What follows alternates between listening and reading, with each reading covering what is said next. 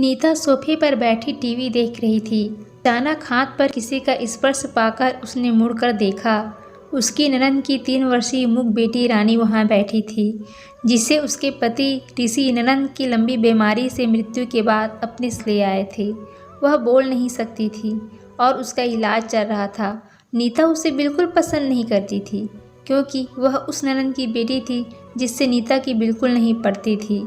उसने रानी को झिड़क कर वहाँ से जाने को कहा। सहम कर रानी वहाँ से उठकर चली गई।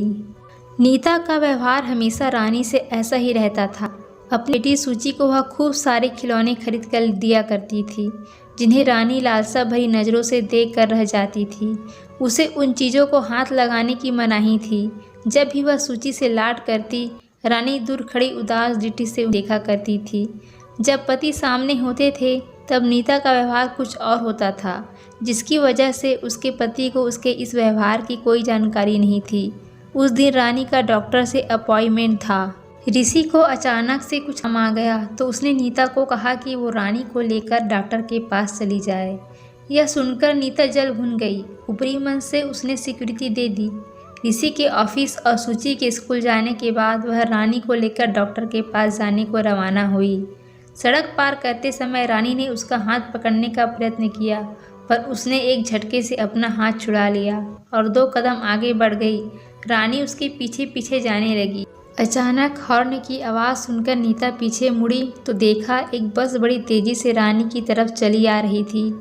एक पल को तो उसे लगा कि चलो अच्छा है, पीछा छूटा। तभी उसकी दृष्टि रानी के मासूम चेहरे पर गई। उसकी आंखों की पुतलियां भय से फैल गई थी। नन्हे से चेहरे पर पसीना चुहचुहा आया था। अचानक उसे लगा कि जैसे उसकी सूची सामने खड़ी हो। वह तेजी से दौड़ी और रानी को अपनी तरफ खींच लिया।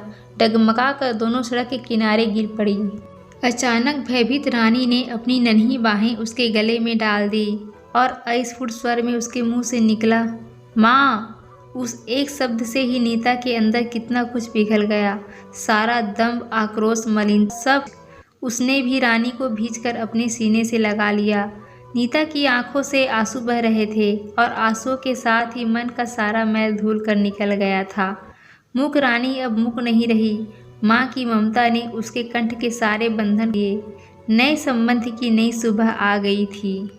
ऐसे ही अच्छी अच्छी कहानी पढ़ने व सुनने के लिए हमारे चैनल को सब्सक्राइब कीजिए। लाइक, शेयर और कमेंट करना ना भूलें।